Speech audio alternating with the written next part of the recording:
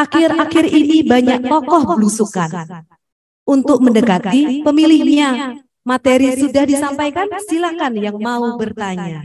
Jadi kami persilahkan kepada Bapak Ibu baik yang hadir secara offline dan online untuk raise hand untuk yang di Zoom meeting ataupun yang di sini sudah ada satu yang dari Bapak Dr. Marjan dan Bapak Adi dari BKKBN yang akan bertanya, dan nanti saya izin untuk menyampaikan, nanti mohon panitia untuk share screen terkait tentang kumpulan pertanyaan dari para peserta. Silakan panitia, mohon bantuannya kepada Bapak Dr. Marjan MKes. Yang offline dulu ya. Silakan nanti yang sambil online jika mau silakan raise hand untuk bertanya langsung kepada tiga narasumber kita yang luar biasa. Silakan Pak Marjan. Terima kasih telah diberikan kesempatan kepada saya untuk tentunya sharing, kemudian ya mungkin sharingnya ya Pak. Tadi dari 3 paparan narasumber dari Aceh, kemudian dari Pontianak sendiri, kemudian tentunya dari Bapak di Jakarta ya. Di sini kita lihat bahwa tadi hasil saya sepakat dengan dari Aceh ya. Jadi dalam ilmu promosi kesehatan itu kita harus melibatkan tentu tokoh-tokoh masyarakat, tokoh adat, karena masih banyak di Kalimantan Barat ini yang percaya dengan mereka. Waktu hamil periksa dengan bidan, waktu melahirkan kedua. Padahal kuncinya adalah melibatkan tokoh masyarakat untuk memberikan masukan kepada klien atau kepada ibu hamil itu bahwa dia berisiko tinggi untuk melahirkan ya.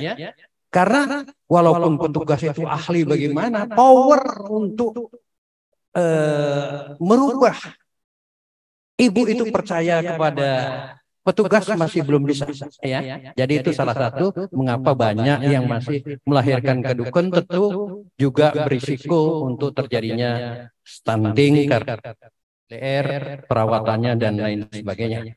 Nah, kedua tadi mungkin masukan tadi ke hasil survei kita, perokoknya tinggi, kemudian tentu air bersih, sebenarnya itu sama kuncinya. Tadi dengan merokok mereka terkena penyakit ispa yang balitanya, sehingga memerlukan gizi yang lebih untuk memulihkannya ya. Kalau sering-sering dia ispa, kemudian air bersih karena sering-sering diare juga memerlukan gizi yang baik lebih tinggi untuk agar dia tidak terjadi stunting ya. Tadi sudah Pak Suparman ya. Tentu ada salah satu metode ya, karena promosi ini bukan hanya ceramah. Kami sudah sepakat waktu itu dengan kepala kampung untuk ya meletakkan promosi supaya Bapak tidak merokok di rumah. Karena tadi merokok itu salah satu penyebab terjadinya penyakit ispa. Kemudian tentunya pendamping ibu hamil. Tadi Ibu Indah katakan, kalau hanya dibilang ceramah telinga kiri, telinga kanan, apakah tidak lebih baik ya diberikan ilmu mereka ya, terutama ya ilmu EFT, Emotional Freedom Technique ya, yang sudah dibuktikan ya, juga sudah banyak jurnal-jurnal bahwa kecemasan dapat menyebabkan BBLR ya, kemudian partus lama dan lain sebagainya ya. Jadi selama kehamilan kalau hanya didampingi itu, hanya dikonseling, keluar telinga kiri, masuk telinga kanan ya. Tapi itu EFT bisa aplikasikan dia sendiri. Jadi pendampingnya ngasih petunjuk, nanti ibu hamilnya juga yang melaksanakannya. Jadi sebenarnya hal kompleks dalam penurunan stunting ya, bukan hanya satu sisi. Semakin tinggi angka kemiskinan, semakin tinggi juga stuntingnya. Ya, kita buktikan ya dari sosial ekonomi ya. Jadi untuk ini ya mungkin semua sektor harus terlibat ya.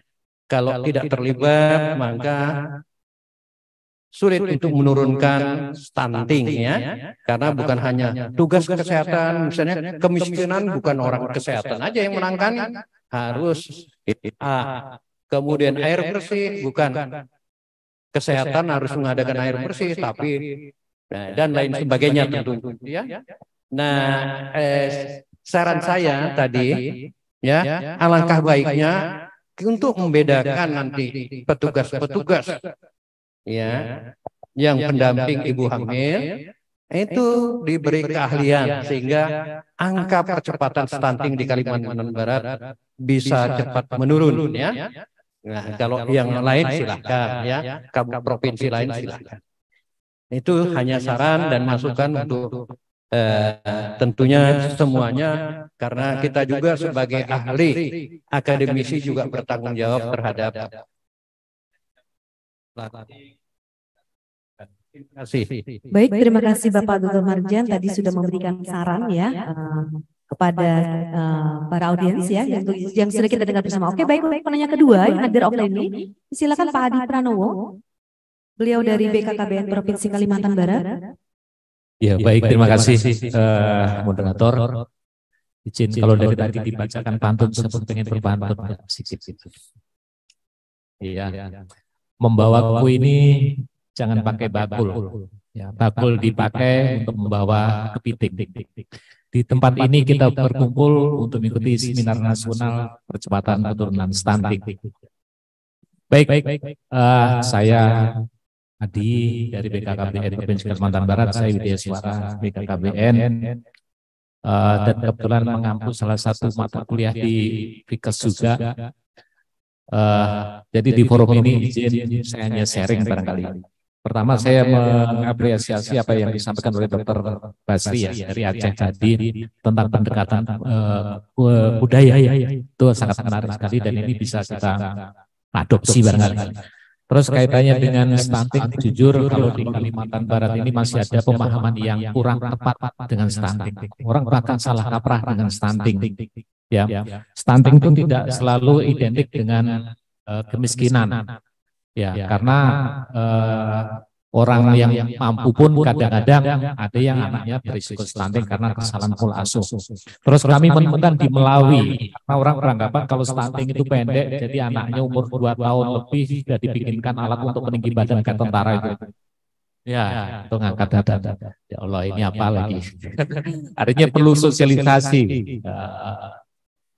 terhadap warga masyarakat. Yang namanya stunting itu nggak selalu identik dengan pendek.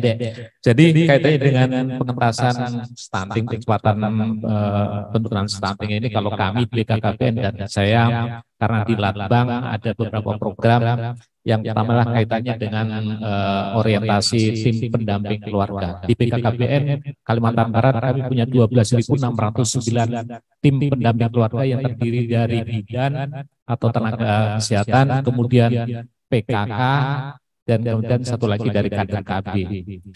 Yang didampingi siapa? Yang didampingi ada 4. Satu, calon pengantin. Tadi disebutkan 3 bulan sebelum menikah, calon pengantin sudah harus melalui pendampingan. Misalnya nggak boleh merokok yang laki-laki, yang perempuan nggak boleh, indeks massa tubuhnya harus normal, harus ideal, harus minum tablet tambah darah dan sebagainya. Kemudian yang kedua adalah ibu hamil. Ini harus melalui pendampingan karena harus 6 kali misalnya di ANC dan sebagainya.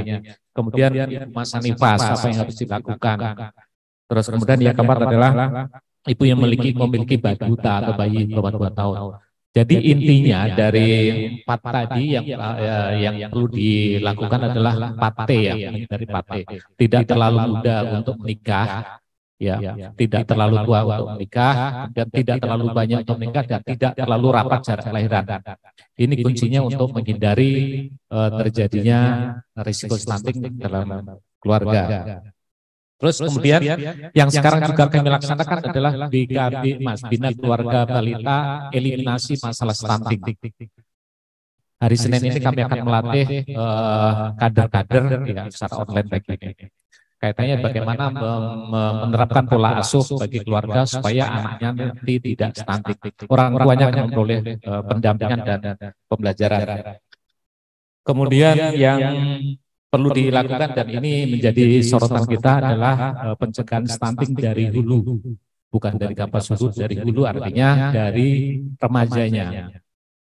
Kami menemukan di salah satu kecamatan di Kabupaten Sintang, izin di Nangaman Tebah, ya, Desa Unai, kami menemukan salah satu ibu muda, umur 17 tahun, anaknya sudah hampir bisa berjalan, jadi kurang lebih anak usianya berarti hampir 1 tahun. Artinya ini anak punya anak, ya kalau kita bisa mengartikan itu. Nah, wilayah-wilayah yang seperti ini tadi di hasil penelitiannya Bu Indah, ini barangkali di wilayah perbatasan ini bahkan perlu perhatian khusus ya. Apalagi Sintang, alhamdulillah, tapi Sintang agak mengalami penurunan sih datanya. Untuk menjangkaunya luar biasa Bapak Ibu. Kita pakai mobil sampai ke kecamatan, nggak bisa terus lagi, kita harus pakai motor. Motor harus nyebrang lagi sungai, motornya kita pikul nyebrang sungai karena belum ada jembatan. Habis itu nggak bisa lagi jalan kaki kita. Akhirnya menemukan seperti tadi, ibu-ibu muda, anak punya anak, itu yang seperti pendampingan. Jadi kaitannya dengan seminar ini, kami siap bekerja sama ya, dengan perguruan tinggi dan sebagainya, untuk bersama-sama bagaimana menerapkan apa yang sudah kita programkan ini dalam rangka percepatan pelunasan. Barangkali itu aja yang kami sampaikan. Terima kasih banyak. Assalamualaikum warahmatullahi wabarakatuh. Waalaikumsalam warahmatullahi wabarakatuh. Baik, terima kasih banyak Pak Adi atas sharingnya dan komitmennya untuk bekerja sama dengan kita. Baik, untuk selanjutnya karena banyaknya pertanyaan di Zoom meeting ya. Di sini silakan panitia mohon bantu untuk share screen. Nah, ini untuk pertanyaan Pak Dekan FKM Universitas Muhammadiyah Aceh. Kalau di sini ada dari Ibu Rati FKM Mula Warman ya, kemudian ada Bu Farida, Bu Eli. Ini lebih banyak menanyakan terkait tentang program yang sudah dilaksanakan di sana, khususnya kaitannya tentang rumah gampong. Tadi sudah dijelaskan tentang rumah gampong. Apakah rumah gampong itu terdiri dari tim pendamping keluarga? Karena TPK juga bertujuan untuk melakukan pendampingan pada 1000 hari pertama kehidupan. Bagaimana kunjungan posyandu di Aceh? Terima kasih atas ilmunya Pak Basri. Oke, kemudian Ibu Farida terkait tentang posyandu ayah. Mohon disampaikan dengan detail tentang posyandu ayah dan apa saja kegiatannya. Sangat menginspirasi materinya. Demikian juga dengan Bu Eli Trisnawati dari UM Pontianak juga menanyakan terkait tentang posyandu ayah yang tadi kalau di kami adalah nenek penting terkait pada komunitas suku Dayak. Nah, ini terkait tentang posyandu ayah itu seperti apa kontribusinya dalam penanganan stunting. Dan Ibu Ana dari Pontianak juga sama tentang rumah gizi gampong ya. Nanti mohon penjelasannya. Dan dari Ibu Bintari Dinas Kesehatan Kota Pontianak terkait tentang kalau di Aceh itu apa sih penyebab stunting utama di Aceh? Kalau kita lihat tadi datanya Pak Dekan menyampaikan masih 31% gitu kan. Dan data hasil riset perguruan tinggi apakah sudah dipakai oleh perangkat daerah dalam mengusulkan program kegiatan penurunan stunting di Aceh dan apakah tercermin dalam penganggaran? Kemudian juga ada dari Bu Rita Ketapang menanyakan tentang inovasi saweran jamban. Ternyata saweran itu tidak hanya saweran lagu gitu ya. Ada saweran jamban. Mohon nanti Pak bisa diberikan penjelasan lebih lanjut. Dan satu lagi terkait tentang bagaimana cara meningkatkan kesadaran masyarakat tentang pentingnya imunisasi dini yang baik untuk ibu hamil maupun untuk bayi. Khususnya untuk di Kalbar, Kabupaten Ketapang masih ditemukan kasus yang menganggap bahwa imunisasi itu adalah haram. Nah mungkin apalagi kita tahu di Provinsi Aceh dari sisi keagamaannya kuat itu bagaimana sih? Apa strategi-strategi yang sudah dilakukan di sana? Mungkin kita narasumber satu dulu ya kita. Silakan Bapak Dr. Basri Aramiko untuk menjawab dan menanggapi terkait tentang pertanyaan dari para audiens. Ya baik, terima kasih. Kedengaran ya suaranya ya? Kedengaran Bapak. Terima kasih atas pertanyaannya. Saya coba jawab satu persatu dan juga ada yang sekaligus ya karena pertanyaannya sama. Baik, yang pertama saya jawab dulu pertanyaannya Bu Ratih, teman saya nih dari Mula Warman. Terima kasih pertanyaannya Bu Ratih terkait dengan ya peningkatan pengetahuan dengan melibatkan tidak hanya tokoh agama ya, tetapi juga tokoh masyarakat sebagai figur edukator untuk memberikan edukasi. Nah itu hasil riset saya pribadi itu baru menunjukkan efek atau dampak ketika itu sudah dilakukan selama hampir 1 tahun. Namun metodenya adalah diberikan sejak awal, artinya pada saat ibu hamil di trimester pertama itu sudah diberikan edukasi. Kemudian untuk memaksimalkannya, karena ada edukasi yang berhubungan dengan praktik menyusui dan juga pemberian makanan tambahan, itu dilanjutkan sampai usia di atas 6 bulan tentunya, setelah fase pemberian ASI eksklusif itu berakhir, sehingga perlu edukasi pemberian makanan tambahan bagi ibu hamil. Jadi kalau dilihat durasi seberapa lama intervensi yang dibutuhkan, ya 1 tahun itu memang belum cukup, tetapi sudah menunjukkan beberapa perubahan perilaku. Minimal intensinya itu sudah ada. Intensinya sudah ada, bagaimana mereka menyiapkan keinginan untuk memberikan ASI. Karena di beberapa wilayah, berdasarkan hasil riset saya itu, ada mitos yang berhubungan dengan budaya bahwa ASI itu punya punya dampak negatif. Padahal yang menyebabkan dampak negatif itu adalah pola makan ibunya bisa jadi, ataupun bagaimana manajemen laktasi yang kurang tepat, sehingga ada anggapan ASI itu malah tidak cocok, tidak baik untuk bayi, dan belum cukup untuk bayi, walaupun hanya usianya di bawah usia 6 bulan. Nah, tetapi dengan adanya edukasi dari tokoh agama, seperti tadi ada upaya-upaya dari beberapa daerah itu menerapkan indigenous culture itu, bahwa ada upaya memang sudah turun-temurun untuk bagaimana membuat ibu itu ASInya itu lancar setelah 1 hari dan 2 hari setelah persalinan. Nah, jadi edukasinya ini paling tidak sudah punya memberikan dampak intensi, bagaimana mereka berupaya mengcounter pemahaman-pemahaman yang selama ini tidak mendukung dalam praktek pemenuhan gizi, juga terutama untuk ASI. Jadi kalau durasinya yang sudah pernah dilakukan itu 1 tahun sudah bisa menunjukkan intensi bagi ibu-ibu hamil dan keluarga terutama. Karena ini juga berhubungan dengan subjektif norm atau norma subjektif yang bisa mempengaruhi pola asuh gizi pada keluarga atau pada ibu yang memiliki balita dan juga ibu hamil. Nah, jadi durasinya itu saya pikir kalau bisa lebih intens, lebih dari 1 tahun dengan sasaran kelompok yang tepat, yang sesuai, itu akan bisa lebih memberikan dampak yang baik. Terkait dengan pertanyaan ini, 1 tahun yang sudah kita lakukan, itu paling tidak bisa menunjukkan intensi keinginan mereka untuk berperilaku baik, dan juga mengcounter praktik-praktik budaya yang bisa menghalangi pemberian ASI, khususnya ASI eksklusif. Nah, itu yang sudah dilakukan. Kemudian bagaimana kunjungan posyandu di Aceh? Kunjungan posyandu di Aceh ini variatif. Ada yang memang sudah tinggi karena partisipasi masyarakatnya sudah baik, karena berbeda geografis juga, demografis juga. Ada sebagian wilayah memang sudah cukup baik.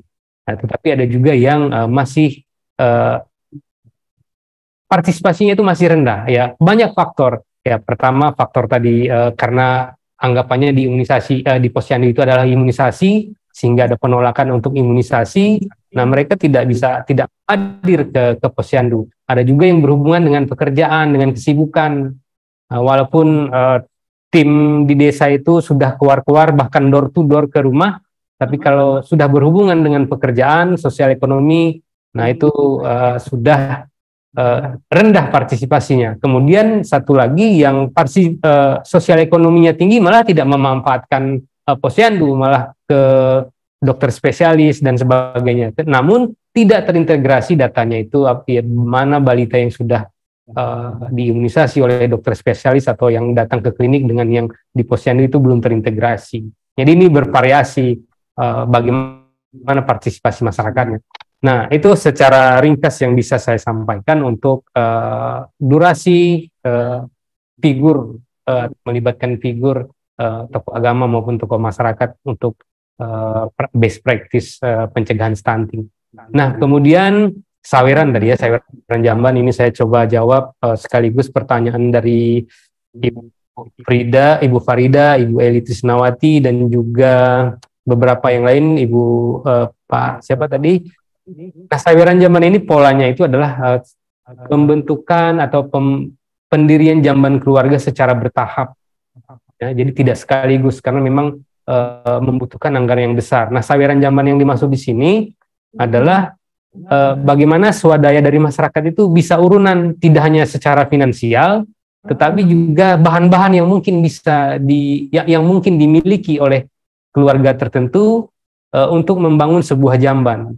Jadi kalau ada pasir misalnya, atau ada semen misalnya, ya itu juga bisa menjadi urunan untuk membentuk sebuah jamban untuk satu keluarga tertentu dulu. Jadi secara bertahap, baru kemudian dilanjutkan dengan yang lainnya. Itu kalau yang sifatnya saweran. Tetapi kalau yang di sifatnya ditangani oleh pemerintah, seperti salah satu kabupaten kota di Aceh, juga secara bertahap. Jadi didata dulu mana keluarga yang belum memiliki jamban, nah didata dulu dan dibangun secara bertahap. Nah itu polanya. Kalau untuk saweran tidak hanya harus dalam bentuk finansial, tetapi juga material yang bisa digunakan untuk membuat jamban itu sendiri. Nah berikutnya Posyandu Ayah ya. Posyandu Ayah ini memang baru kita inisiasi, baru tahun ini kita inisiasi. Tapi pola pelaksananya itu adalah petugasnya itu yang harus proaktif.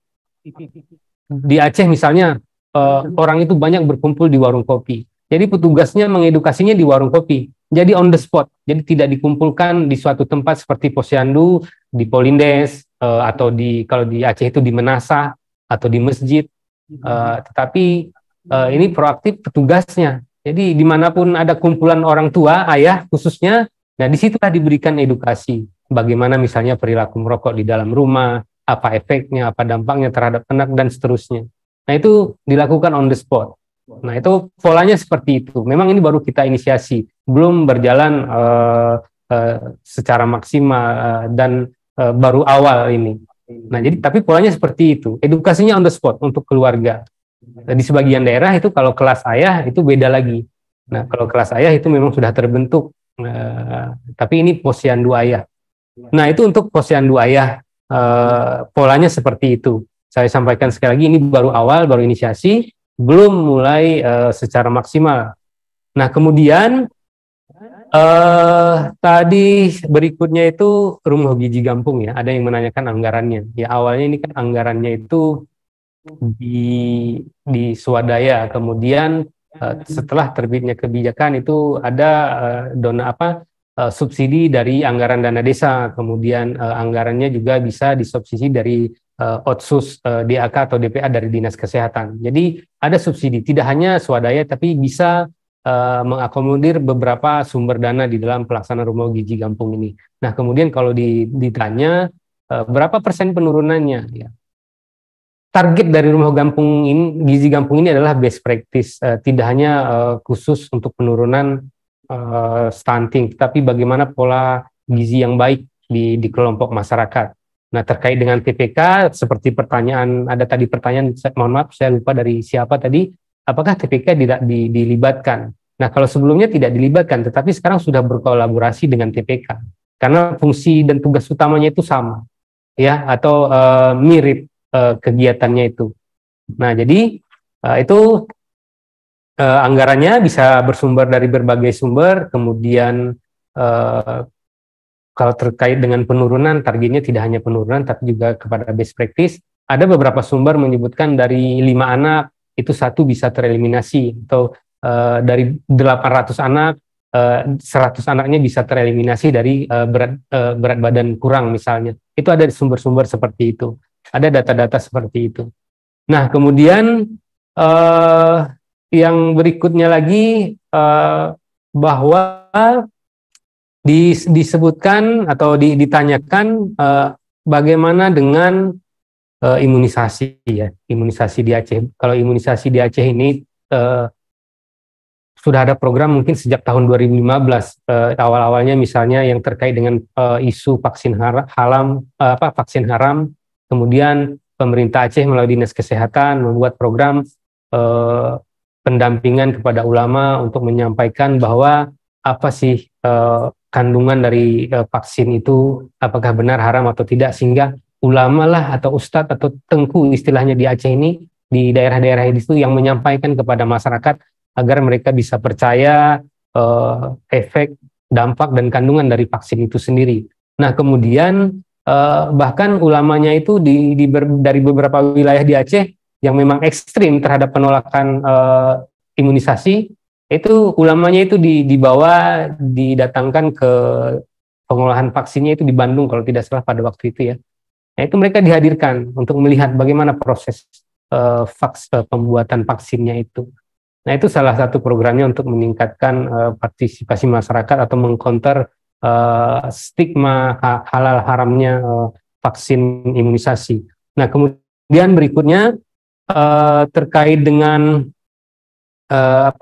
penyebab utama stunting di Aceh. Nah, ini ya kalau kita lihat kaji ke teori memang ya asupan secara langsung, ya, kemudian penyakit infeksi, dan ini juga terjadi di Aceh. Nah, sanitasi yang berhubungan dengan penyakit infeksi itu kalau dari hasil riset ya hampir 80%-nya kalau dilihat kondisi rumah belum memenuhi syarat. Kemudian masih ada rumah yang belum memiliki jamban. Nah, kemudian terkait dengan asupan makan ada faktor budaya tadi, Bu. Sama mungkin seperti di Kalimantan, ada food restriction terkait dengan pantangan makanan. Makanan yang tidak boleh dikonsumsi oleh anak, makanan yang tidak boleh dikonsumsi oleh ibu hamil, makanan yang tidak boleh dikonsumsi oleh ibu menyusui, ya, karena ada stigma bahwa itu bisa memicu kuman yang sifatnya mistis. Nah, ini ada stigma bahwa ada kuman yang sifatnya mistis yang ada di dalam ASI. Nah, itu juga pendekatan penyampainya itu juga melalui melalui ulama dan tokoh masyarakat. Mungkin kalau Ibu bisa search, ada riset-riset yang berhubungan dengan dena. Dena itu adalah dianggap kuman yang sifatnya mistis yang ada di dalam ASI.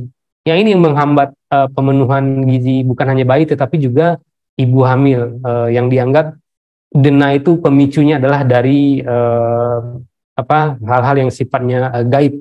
Nah, itu juga masih ada. Nah, kemudian penyebab utama adalah food restriction terkait dengan pantangan makanan, kemudian sosial ekonomi juga masih berpengaruh di Aceh untuk pemenuhan makanan pada level tingkat konsumsi pangan rumah tangga. Dan berikutnya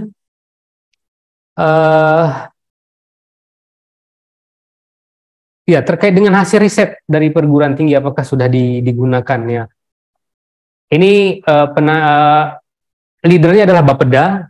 Sebelumnya juga sudah diminta beberapa hasil riset dari beberapa perguruan tinggi untuk dianalisis. Kemudian kalau pertanyaannya apakah sudah terrealisasi dalam bentuk anggaran. Nah, pada bulan Juni lalu itu sudah dipaparkan di dalam proses penilaian kinerja tim percepatan stunting di Provinsi Aceh pada tanggal 21 Juni lalu. Nah, itu sudah sudah terlihat dalam bentuk anggaran. Nah, anggaran yang digunakan adalah anggaran APBA dan juga anggaran APBN. APBA ini adalah anggaran pendapatan belanja Aceh maksudnya. Nah, kemudian anggaran pendapatan belanja negara. Nah, itu sudah diplotkan di dalam anggaran dari setiap kegiatan SKPD, SKPA ataupun OPD. Itu sudah ada, sudah dianggarkan. Nah, kemudian berikutnya satu lagi mungkin yang belum terjawab ya. Yang terkait dengan yang vaksin halal sudah, mungkin satu lagi bisa dibantu apa yang terlupa, Bu Moderator? Ya, kalau ini dari Ibu Bintari terkait tentang data hasil riset yang dipakai oleh perangkat. Ya, itu sudah dipakai, sudah digunakan. Nah, ini dikoordinir oleh Bapeda. Ya, Bapeda. Kemudian nanti program-programnya juga sudah ditentukan dan anggarannya juga sudah diplotkan. Nah, kemudian satu lagi tadi pertanyaan di awal saya lihat tadi untuk tim TPK itu siapa saja ya? Kenapa ada audit yang menyebutkan bahwa TPK-nya itu bukan ahli? Ya, nah ini dia pertanyaan Ibu Lisbeth, Ibu apa Bapak Lisbeth Manalu? Ya, memang TPK ini tidak semuanya dari praktisi kesehatan, jadi sehingga butuh waktu untuk meningkatkan kapasitas dari tim TPK itu, sehingga memang belum maksimal. Jadi artinya yang disebut bukan ahli ini, yang direkrut itu memang sebagian besarnya bukan dari basicnya background-nya itu kesehatan, tapi dari kelompok masyarakat. Nah, perlu pelatihan pembinaan workshop untuk peningkatan kapasitas. Nah, ini juga dianggap oleh salah satu wilayah di Aceh punya belum maksimal, ya belum maksimal. Nah, itu jawabannya untuk tim TPK ini. Kemudian satu lagi.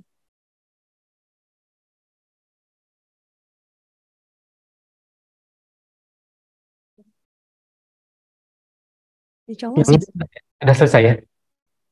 Ya, itu secara umum dan secara garis besar jawaban dari beberapa pertanyaan tadi.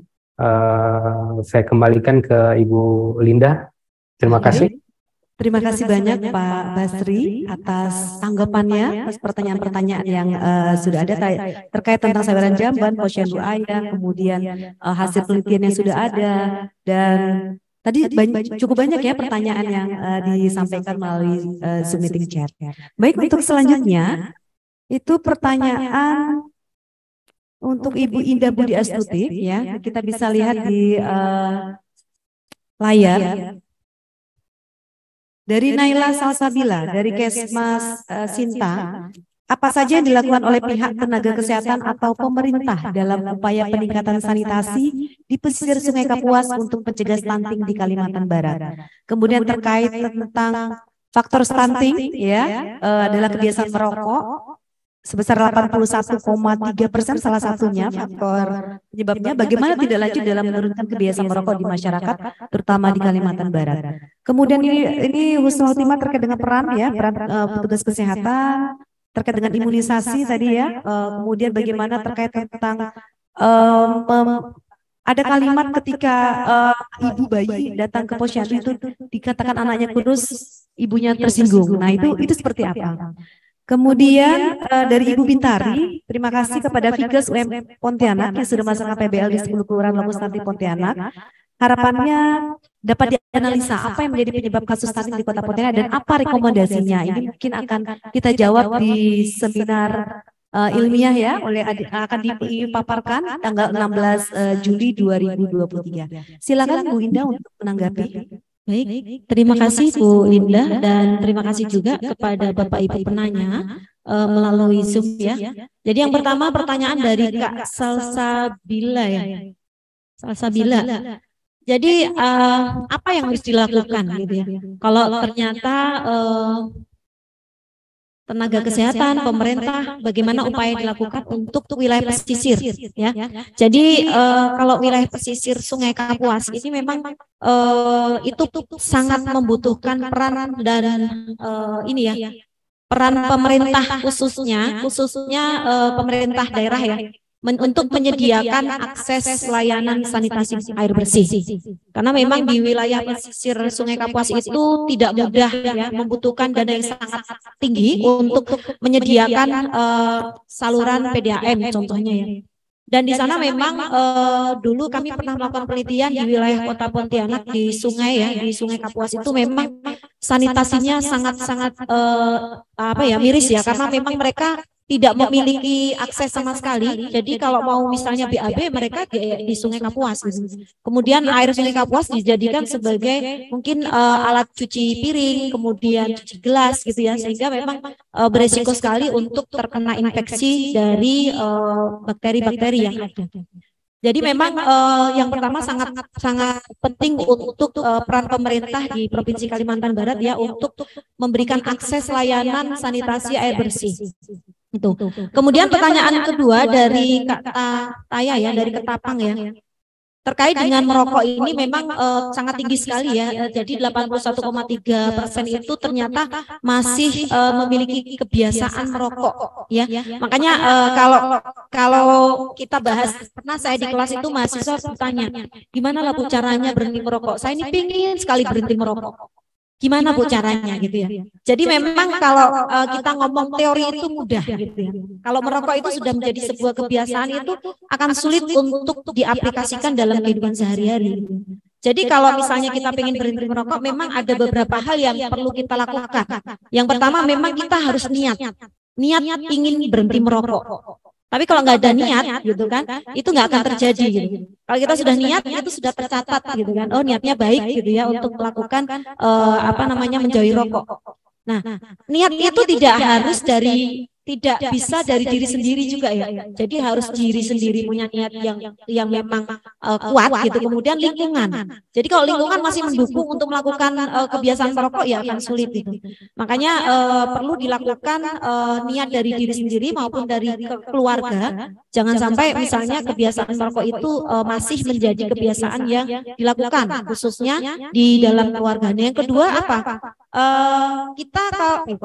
Bapak Ibu mungkin yang memiliki kebiasaan merokok khususnya bapak-bapak ya, itu biasanya kalau merokok tolong jangan merokok di dalam rumah gitu ya, karena takutnya di dalam rumah ada ibu yang sedang hamil gitu ya, kemudian ibu yang sedang menyusui, bahkan di situ ada bayi misalnya. Dan itu akan berisiko terhadap penyakit yang nantinya akan dialami oleh keluarga yang lainnya karena menjadi perokok pasif. Ya, jadi perlu dilakukan trik memang ya. Kemudian yang berikutnya adalah kurangi merokoknya itu dengan step by step gitu. Jadi nggak bisa biasanya merokok satu kotak gitu ya, satu kotak rokok itu isinya misalnya 12 hari habis. Itu memang harus pelan-pelan, nggak bisa langsung kita berhenti, itu susah. Karena saya punya pengalaman di keluarga khususnya abang, tapi alhamdulillah udah berhenti merokok karena adanya sakit yang dialami sehingga harus berhenti. Nah, itu juga terjadi di lapangan. Banyak sekali anak-anak muda yang memiliki kebiasaan merokok, kemudian akhirnya dia mengalami gangguan kesehatan lainnya, khususnya penyakit-penyakit degeneratif. Itu akan terjadi, gitu ya, Bapak Ibu. Mungkin itu, kemudian lakukan aktivitas-aktivitas fisik lainnya untuk mengalihkan kebiasaan kita merokok tadi, mungkin dengan olahraga, dengan beraktivitas lainnya gitu ya, melakukan kegiatan yang lainnya di lapangan gitu ya, supaya mungkin terhindar menghindari kebiasaan rokok itu. Nah, begitu mungkin jawaban untuk Kak Taya. Kemudian untuk Bu Husnul Khotimah ya, terkait dengan imunisasi Bapak Ibu.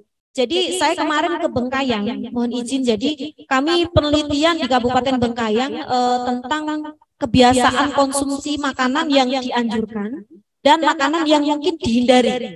Jadi ternyata di sana itu ada satu responden pada saat kita mau datang itu nggak mau memberikan informasi. Alasannya apa? Karena kami takut nanti yang datang itu orang puskesmas atau kader. Karena biasanya kalau anaknya sudah memiliki status gizi misalnya kurus gitu ya, itu dibilang anaknya itu gizi buruk gitu. Jadi tersinggung. Jadi memang ini merupakan sebuah keahlian dari petugas kesehatan itu sendiri, bagaimana berkomunikasi ya, supaya jangan sampai membuat komunikasi kita itu menyinggung perasaan ibu-ibu yang memiliki anak. Karena kita sendiri sebagai orang tua pastinya juga akan merasa nggak enak kalau dibilang anak kita itu gizi kurang, anak kita stunting gitu ya. Jadi memang pendekatan persuasif itu sangat penting. Jadi lakukan komunikasi yang memang bisa diterima oleh masyarakat gitu ya, sehingga masyarakat tidak merasa tersinggung. Ketersinggungan itu ada, akhirnya nggak mau membawa anaknya ke posyandu. Itu terjadi memang di Kalbar juga terjadi. Itu di Kabupaten Bengkayang kemarin kami pas turun lapangan. Jadi memang petugas-petugas kesehatan, mohon izin mungkin kader itu perlu melakukan upaya-upaya memberikan edukasi komunikasi yang memang bisa diterima oleh masyarakat. Kemudian terkait dengan pertanyaan Bu Bintari, insya Allah Bu Bintari, untuk kegiatan praktek belajar lapangan kita yang sudah dilakukan di Kota Pontianak, kami akan melakukan diseminasi nanti insya Allah tanggal 16 Juli yang nantinya akan disampaikan kepada umum ya, pada masyarakat mungkin ya, terkait dengan hasil penelitian yang sudah dilakukan oleh mahasiswa kami dan dosen kami. Jadi tunggu tanggalnya ya Bu Bintari. Jadi nanti kita akan mengetahui kira-kira penyebab stunting yang terjadi di Kota Pontianak itu karena apa saja. Nanti insya Allah akan diinformasikan. Mungkin itu Bu Linda jawaban dari saya. Terima kasih. Ya baik, terima kasih banyak Bu Indah atas tanggapannya. Ini untuk Pak Didi Supratman ada 2 pertanyaan, namun mohon maaf beliau ada keperluan yang mendadak sehingga harus izin meninggalkan Zoom meeting. Nanti pertanyaannya insya Allah akan kita balas melalui via email. Baik, Bapak Ibu audiens semuanya. Pada akhir sesi ini, kami mohonkan kepada narasumber yang di sini masih bergabung, yaitu Bapak Dr. Basri Aramiko dan Ibu Dr. Indah Budi Astuti, untuk memberikan closing statement singkat saja terkait tentang materi yang sudah disampaikan. Untuk yang pertama, kami silakan kepada Bapak Dr. Basri Aramiko. Baik, terima kasih. Alhamdulillah sudah berada di ujung kegiatan. Dari beberapa materi yang dipaparkan tadi terkait dengan penanggulangan stunting atau percepatan penurunan stunting di Indonesia, tentunya penyebabnya itu adalah multifaktor. Tapi yang perlu kita cermati adalah bagaimana kita selaku tim masing-masing dari instansi masing-masing, dari bidang masing-masing untuk selalu proaktif di dalam upaya-upaya dan selalu berinovasi untuk penyesuaian strategi dan program-program kerja yang ada di wilayah masing-masing. Karena seperti yang kita sampaikan tadi bahwa faktornya misalnya faktor budaya, faktor agama, tentunya kita tidak bisa mengubah budaya dan tidak bisa mengubah kebiasaan masyarakat. Justru itu yang harus kita lestarikan. Tetapi yang perlu kita lakukan adalah penyesuaian untuk mengcounter kebiasaan-kebiasaan itu. Budayanya tidak hilang, tetapi juga perilaku best practice-nya juga bisa muncul. Jadi itu mungkin yang bisa saya sampaikan sebagai closing statement dan terkait dengan belum maksimalnya upaya dan untuk mencapai target penurunan stunting 2024 menjadi 4%. Ya, mari sama-sama kita terus berupaya untuk melakukan inovasi dan berbagai program lainnya. Terima kasih. Saya kembalikan ke Ibu Moderator. Baik, terima kasih banyak Pak Basri Aramiko. Tadi intinya adalah mari kita bersama-sama melakukan inovasi dalam percepatan penurunan stunting, sehingga harapannya di 2024 dapat mencapai target yaitu 14%. Baik, untuk selanjutnya kepada Ibu Dr. Ibu Dr. Indah Budi Astuti, MKes, untuk memberikan closing statement-nya. Baik, terima kasih Bu Linda selaku moderator, karena memang nama saya ada Budi Astutinya ya, jadi salah sebut Budi. Oke, baik, terima kasih Bu Linda atas waktunya untuk closing statement dari saya. Jadi bagaimana upaya percepatan penurunan stunting di Provinsi Kalimantan Barat, khususnya di wilayah perbatasan, memang masih perlu dilakukan upaya-upaya terobosan baru ya, atau inovasi-inovasi baru, karena memang Kalbar ini masih di atas posisi nasional ya. Jadi saat ini kita 27,8 dan harapannya di tahun 2024 adalah 17,7%. Jadi oleh karena itu kita dari perguruan tinggi maupun dari lintas sektor, lintas lembaga, dari OPD, kemudian dari mahasiswa, dosen, dan seterusnya, itu perlu dilakukan kolaborasi, sinergitas untuk bagaimana upaya percepatan penurunan stunting itu nantinya dapat terwujud di Provinsi Kalimantan Barat khususnya, dan di Indonesia nanti bisa mencapai 14% di tahun 2024. Mungkin itu Bu Linda, terima kasih atas waktunya. Assalamualaikum warahmatullahi wabarakatuh. Waalaikumsalam warahmatullahi wabarakatuh. Baik, terima kasih banyak Bu Linda. Kita beri aplaus untuk 3 narasumber kita yang luar biasa. Oke, sebagai penutup, kalau di Kuburaya ada Desa Sukalanting, di Kabupaten Sambas ada Kecamatan Tebas. Melalui Seminar Nasional Percepatan Penurunan Stunting, kita wujudkan masa depan yang berkualitas. Buah durian dari Punggur dibawa ke Mempawah, yang membeli saudagar dari Pemangkat. Kalaulah dalam seminar ini ada yang salah, kami mohon maaf dunia akhirat. Terima kasih. Saya selaku moderator mengucapkan terima kasih atas partisipasi Bapak Ibu semua, baik yang hadir secara offline dan online. Mohon maaf jika ada kesalahan, dan mohon maaf jika ada pertanyaan, nanti silakan dikirimkan ke panitia. Insya Allah akan kami jawab melalui via email. Baik, terima kasih. Saya akhiri. Assalamualaikum warahmatullahi wabarakatuh. Waalaikumsalam warahmatullahi wabarakatuh. Terima kasih Pak. Kita lanjutkan ke Bu MC. Ya, kita kasih aplaus yang meriah untuk moderator dan narasumber yang pada hari ini. Baik Bapak Ibu sekalian, peserta seminar nasional baik di ruangan ini maupun di Zoom, tibalah kita pada acara terakhir yakni penutupan. yang akan memberikan penutupan ataupun yang akan menutup seminar nasional kita pada siang hari ini. Kami persilakan dengan hormat kepada Bapak Dr. Insinyur Eko Dewantoro MSI selaku Wakil Rektor 1 Universitas Muhammadiyah Pontianak. Kepada Bapak dengan hormat disilakan.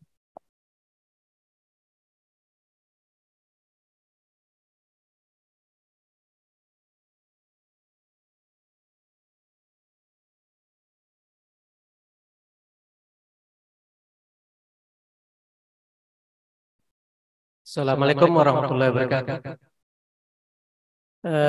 Pertama saya sampaikan permohonan maaf Pak Rektor karena beliau ada kegiatan atau aktivitas yang lain sehingga tidak bisa mengikuti sampai akhir seminar pada hari ini.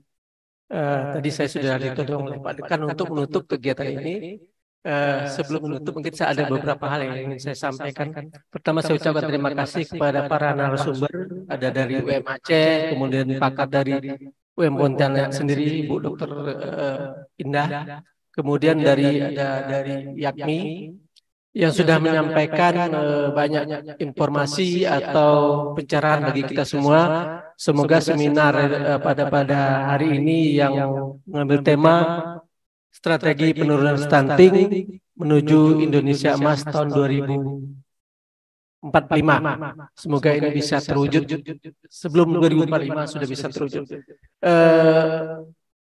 Ada ingin saya sampaikan sebenarnya berkaitan dengan kondisi di Kalbar yang kita kira tadi sudah disampaikan menduduki urutan ke-7 kalau nggak salah Bu ya, nasional.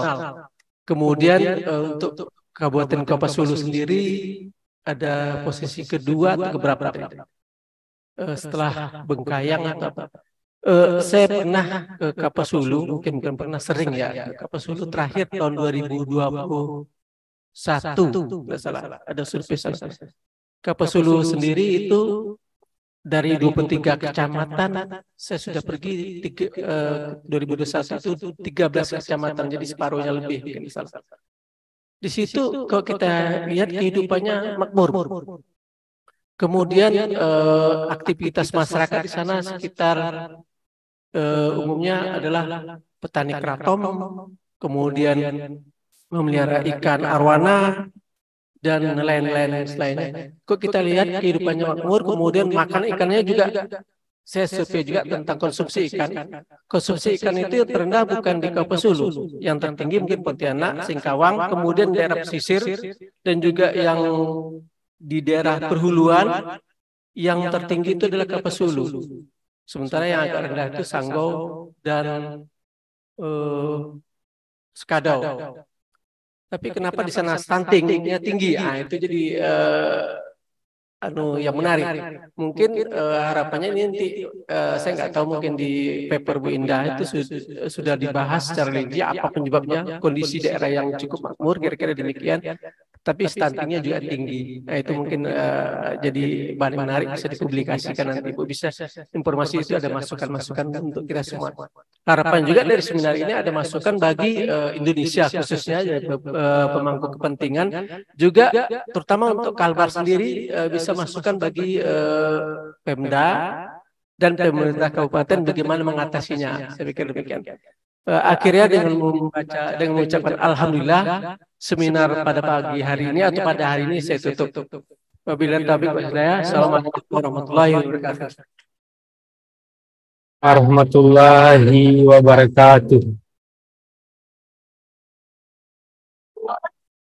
Baik, terima kasih kami ucapkan kepada Bapak Dr. Insinyur Eko Dewantoro MSI selaku Wakil Rektor dari Universitas Muhammadiyah Pontianak, sekaligus juga menutup acara seminar nasional kita pada siang hari ini.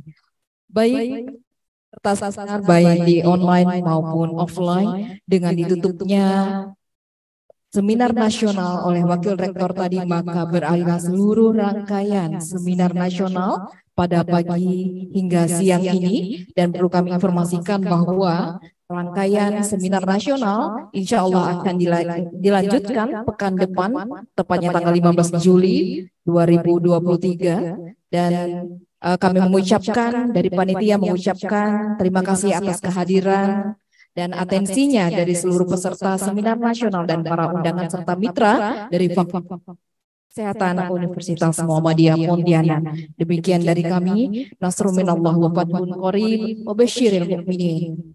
Waalaikumsalam warahmatullahi wabarakatuh. Waalaikumsalam warahmatullahi wabarakatuh. Kami informasikan kepada peserta offline untuk bisa menikmati hidangan yang sudah disediakan di lantai 1. Silakan Bapak Ibu. Terima kasih juga kami ucapkan kepada peserta mitra yang ada di Zoom sudah mengikuti acara ini. Terima kasih.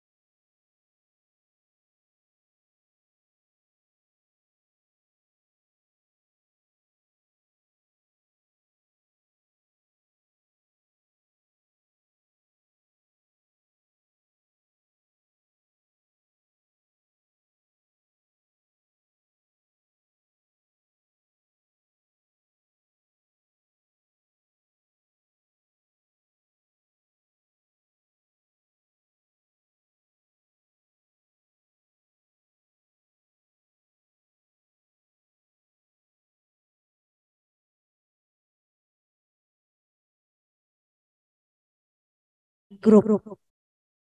Terima kasih kepada Bapak Alis dari UMS, Bu Dekan dari UMJ ya, kemudian Bu Dekan dari Universitas Negeri Jember, kemudian dari Ketua Tim TPPS Kabupaten Kota yang hari ini mungkin hadir juga di forum kita. Terima kasih atas kehadirannya Bapak Ibu dari tim Ketua Percepatan Penurunan Stunting Kabupaten Kota yang ada di Kalimantan Barat. Bapak Ibu sekalian, kemudian terima kasih juga kami sampaikan kepada Dinas Kesehatan, Kepala Dinas Kesehatan yang ada di wilayah Provinsi Kalimantan Barat. Kami ada 14 kabupaten kota. Terima kasih atas kehadirannya Bapak Ibu. Mohon maaf apabila dalam kegiatan seminar kami ada hal yang kurang berkenan.